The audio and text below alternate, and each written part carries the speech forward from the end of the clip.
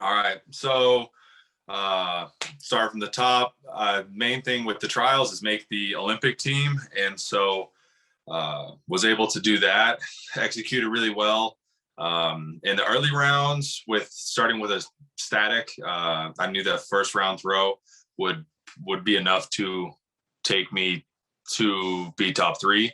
And so from there, just tried to build through the series. Finally, in round four, really connected with the throw that I've been working towards for a long time, and that was the world record throw. And since then, I've been kind of back to what would resemble slightly heavier training. I elected to not do any meets in between the trials and the Olympics. So missed out on the financial side of track and field, but with the main goal of trying to perform at my absolute best in Tokyo. So I feel like I've laid a foundation to continue to build on what I did at trials. So I feel like I'm happy with where I'm at. I feel like I'm better now than I was 2 weeks out from the Olympic trials. So I'm excited to see what I can do here in Tokyo. Thanks, Sam. Adam Kilgore. Ryan, and Tara, because you are coached by a family member, you'll have someone there with you, I presume. If that's wrong, please correct me. But what does it mean knowing that not many people have that ability to have a family member there? What does that mean to you guys to be able to have them with you? My dad will be going as my coach, and so it's nice to have him there. And I work with him remotely most of the time, and so it's nice to be in the same place. And as far as the rest of the family not going, I feel in a part sad for them because they're going to miss out on the whole Olympic experience. I'm glad they got to be a part of it in 2016. But as an athlete, in a strictly professional sense, it is like you're in a bubble. So I'll miss them, but I won't know that they're not there. In Rio, I flew in on the 3rd. I competed on the 18th of August. I did not see anyone outside of my little bubble of my dad in a coaching sense. And that was it. I didn't see any family member until after I was done competing. So it'll be very similar to that in Tokyo. And I'll actually probably miss them less because I'll be in there a much shorter amount of time than I was for Rio. Jada. Hi, everyone. Jada Yuan from The Washington Post. And this question is for all of you. I asked it at the last press conference too. So First Lady Jill Biden is coming to Tokyo in the middle of the pandemic when you can't have any other spectators there. She's going to some events. She won't make it a track and field, but I want to know what it means to you that she's going. And then also for Sam and Ryan, who've been to other Olympics, have you had any interactions with First Ladies when they've come to Olympics? Yeah, it'll be, as a former Olympian, it'll be nice just to have some people there supporting us. I know that we'll have the whole country back home watching, but it will be, unfortunately, she won't make it to track and field, but it'll be an honor to have the First Lady with us there in Japan. And I know all the athletes appreciate the support that's coming from back home, both that they're in the form of the First Lady being there with us and everyone watching back home. Say again? Sorry about that. This is Larry Eater with Run Blog Run, and this is a question for everybody. Much of the audience from the US will be people who have never seen a track and field meet. And I'd like each one of you to give us a slight suggestion on what people should watch. Like Ryan, should people watch in the shot put? Tara, what should people watch in the long jump? I want them to appreciate your events. So in a minute or two, and I know that's goofy, but why don't you try to talk about the essence of your event and what people should check out? All right, so I guess I'll start it off.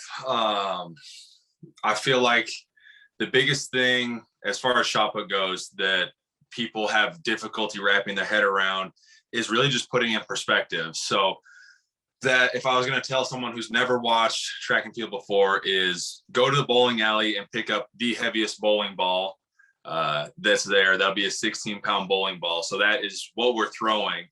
And then go to a basketball court and stand at the free throw line and turn around and make a 3/4 court shot with that bowling ball. And if you did that, you did not break the world record, but you would have been close to medaling at Doha. And so that kind of puts in perspective of what the guys out there are doing. So we're all big guys. Everyone's over 300 pounds. We're strong and we move well, and we're generating a ton of force. It's hard enough to make a 3/4 court shot just to throw a basketball that far. Now throw a bowling ball that far. And so that's essentially what the world record in the shot is. And so that's to put it in perspective. And it's an intense event. It's easy to follow. You're watching on TV, there'll be a line out there of what the farthest throw is and where the world record line is. And so if you throw over that line, you're in first place. If you throw over that world record line, that's a world record. So keep it simple and just enjoy the intensity that the athletes bring to the sport. States. My questions are for the two Longhorns on the call. First one is for Ryan. Ryan, as you go into the competition, do you find that you have to separate the desire to win the gold with improving upon your world record? And if you do, how are you doing that mentally? How are you, what is your thought process on that? And the same thing goes with Tara.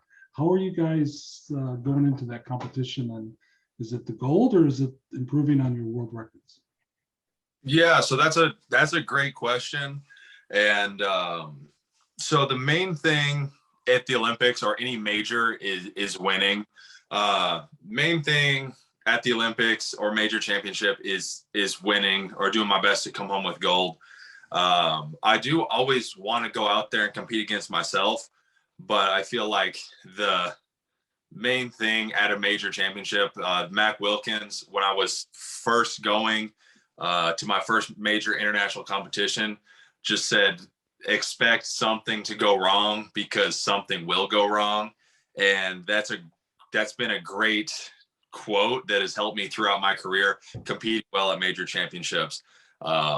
It's everyone wants to throw a PR or jump a PR at the major, but you have to be a lot better than that to be able to do it there. It's definitely not optimal. You go out, warm up at a facility that's separate, walk or take a bus to a holding room, and then you get out there after sitting for 40 minutes and go out on the field. So it's fair. It's just not optimal for what is the best performance that you could possibly do.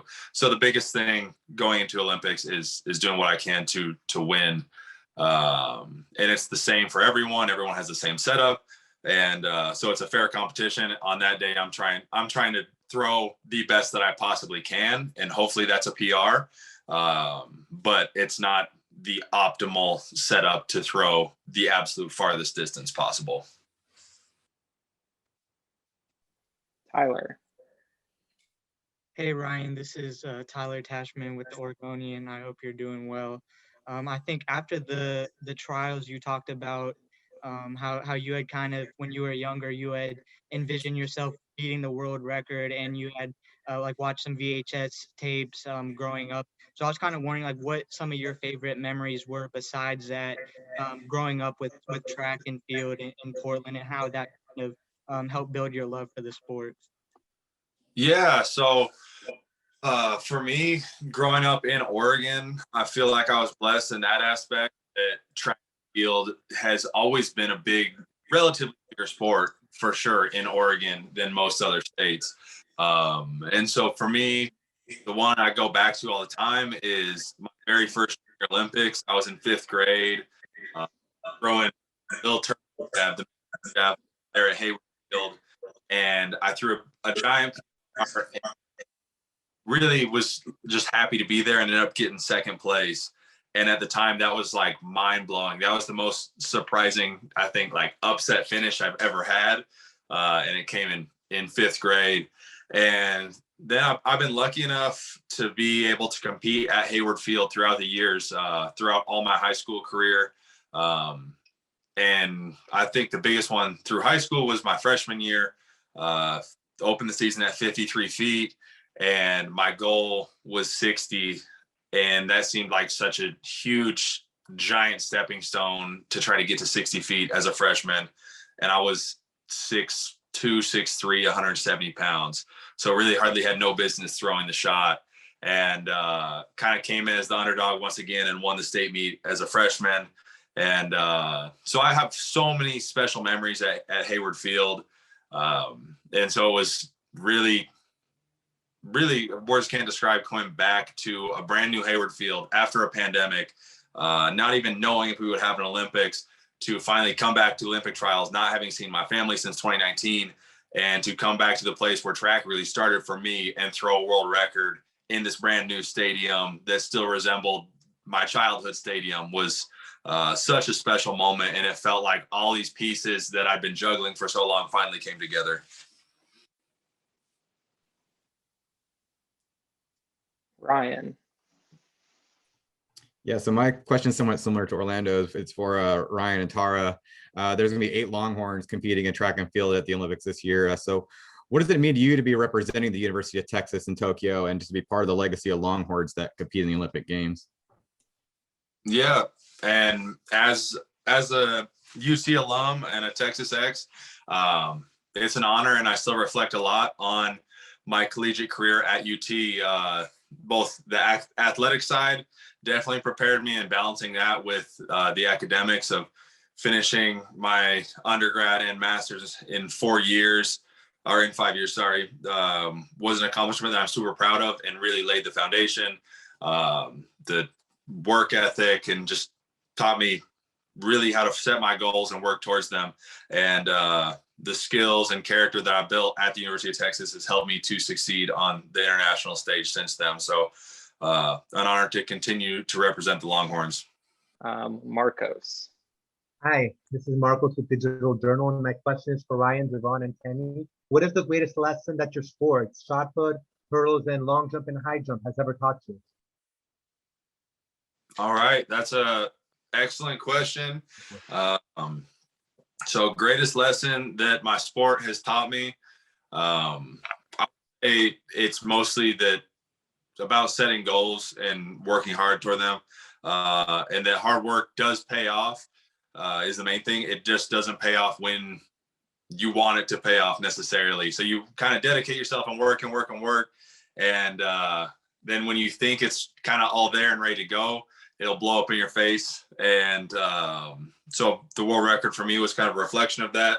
I've known it was possible since 2017, and every single time I went into a meet expecting to break the world record, I did not. And I think that happened 6 or 8 times. I broke it in warm-ups. I broke it in practice the day before. And every time I tried to break that world record in a meet, it didn't happen. And so I felt like the hard work was not paying off, and I was all leading up to really the right moment for me. So, and I finally did it, but that installed in me that hard work does pay off, and it will pay off, just not necessarily when you want it to. It's always kind of a longer term goal that you got to be working towards.